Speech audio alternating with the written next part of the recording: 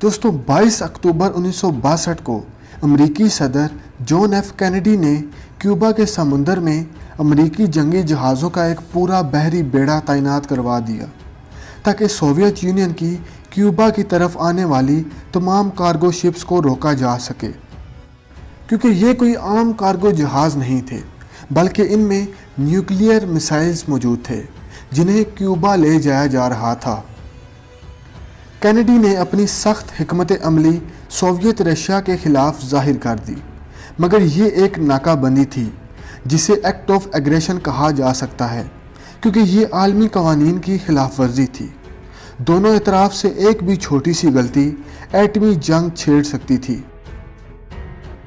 दोस्तों ये नाकाबंदी ठीक एक हफ्ता पहले 14 अक्टूबर 1962 को ली गई एक तस्वीर की वजह से की गई थी। इस तस्वीर में कुछ ख़ास देखने को तो नहीं है, मगर जब आप एक फ़ौजी नज़र से देखेंगे तो ये तस्वीर बहुत कुछ बयान करती है। दोस्तों वर्ल्ड वार II के ख़त्म होने के बाद और इत्तेहादियों की जीत के बाद जल्द ही अमेरिका और सोवियत यूनियन एक दूसरे के जानी दुश्मन बन गए थे और कई दिहाइयों तक दुनिया पर अपना असर और रसूख बढ़ाने की कोशिश करते रहे, जिसे आज हम कोल्ड वार या सर्द जंग के नाम से याद करते हैं। जासूसी और इंटेलिजेंस इस जंग में कलीदी किरदार अदा कर रही थी। जासूसी के ज़रिए एटमी हथियारों के बारे में अपने अपने ममालिक को ख़बर दे रही थी कि किसके पास कितने एटमी हथियार हैं और कहाँ कहाँ मौजूद हैं। शुरुआत में अमेरिका अपने राजों को राज रखने में नाकामयाब रहा था, जबकि सोवियत यूनियन एक बदनाम ज़माना खुफिया रियासत थी जो कि ख़ुद को और अपने अगले कदम को दुनिया से छिपा कर रखती थी। रूस की खुफिया चालों का पता लगाने के लिए अमेरिकी सदर डिवाइड डी आइजनहावर ने वर्ल्ड वार II के बाद खुफिया जहाज़ों से हवाई तस्वीर लेने का तजुर्बा करवाया। 1950 की दिहाई के आखिर तक अमेरिका के नए V-2 जासूस जहाज़ों ने आसमान से खुफिया तौर पर तस्वीर लेने के तरीके को नेक्स्ट लेवल पर पहुंचा दिया। इन जहाज़ों में एक ज़बरदस्त कैमरा नस्ब किया गया था और ये जहाज़ 70,000 फीट की ऊंचाई तक उड़ सकता था। 1961 में आइजनहावर ने खुफिया निगरानी के लिए CIA की एक नई शाख बनाने का हुक्म जारी किया, जिसे नेशनल फोटोग्राफिक इंटरप्रिटेशन सेंटर या फिर NPIC का नाम दिया गया। इस छोटी सी फोटो इंटरप्रेटर टीम को फोटोग्रामेट्री की ट्रेनिंग दी गई, जिसके ज़रिए वो तस्वीर में खुफिया चीज़ों का सुराग लगा सकते थे।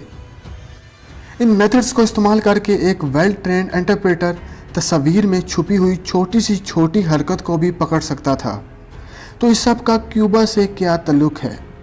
तो दोस्तों 1961 में ऑपरेशन बे ऑफ पिग्स किया गया, जिसमें अमेरिका ने क्यूबा के कम्युनिस्ट हुकूमत को ख़त्म करने के लिए नाकाम कोशिश की थी, जिससे क्यूबा और सोवियत यूनियन के ताल्लुकात मज़ीद मजबूत हो गए और अमेरिका को इस बात की फ़िक्र होने लगी कि सोवियत्स क्यूबा को अपनी मिसाइल बेस के तौर पर इस्तेमाल कर सकते हैं, जिससे अमेरिकी सरजमीन सोवियत यूनियन के न्यूक्लियर मिसाइल्स की रेंज में आ जाएगी। CIA U-2 खुफिया जहाज़ क्यूबा पर उड़ाते और NPIC को अपनी ली गई तस्वीर देते, जहां मौजूद फ़ोटो इंटरप्रेटर सोवियत्स की क्यूबा में मौजूदगी को लेकर छोटी सी छोटी डिटेल को ढूंढने की कोशिश करते। ये प्रोसेस 1 मील लंबे घास की जगह पर सुई को ढूंढने के बराबर होता था। U-2 जहाज़ के सिर्फ एक मिशन में ली गई तस्वीर की रील 1800 मीटर लंबी होती थी, मगर 15 अक्टूबर 1962 के दिन एक सीनियर फोटो इंटरप्रेटर डिनो ब्रुगोइनी ने कुछ ढूंढ निकाला। इस तस्वीर ने यह साबित कर दिया कि सोवियत्स क्यूबा में न्यूक्लियर साइट्स बना रहे हैं। ब्रुगोइनी ने तस्वीर में ये शिनाख्त कर ली कि मिलिट्री टेंट्स और ट्रक्स जाने माने सोवियत पैटर्न पर मौजूद खड़े थे। लॉन्चर और खास करके ट्रांसपोर्ट ट्रेलर जिनकी लंबाई 65 फुट तक थी।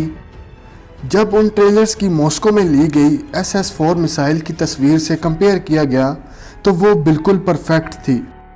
इन मिसाइल्स की रेंज 1100 नॉटिकल माइल्स थी, मतलब अमेरिकी शहर वाशिंगटन तक आने वाले तमाम शहर इस मिसाइल की रेंज में थे।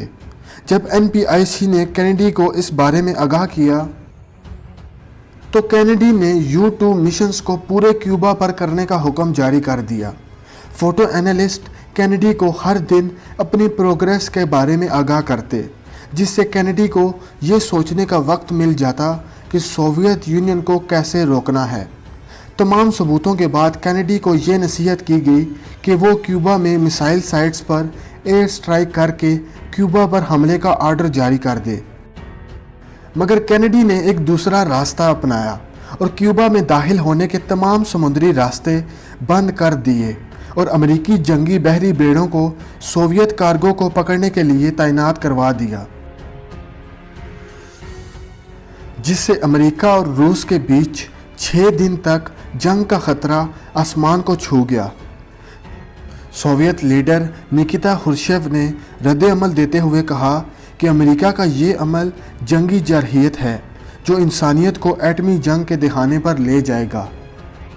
मज़ीद ये कि अमेरिका ने सोवियत यूनियन को बदनाम करने के लिए इन तस्वीर को यूनाइटेड नेशन में दुनिया भर के सामने दिखा दिया और अमेरिकन मिलिट्री हाई अलर्ट पर हो गई और क्यूबा फिर से एक हमले की तैयारी करने लगा।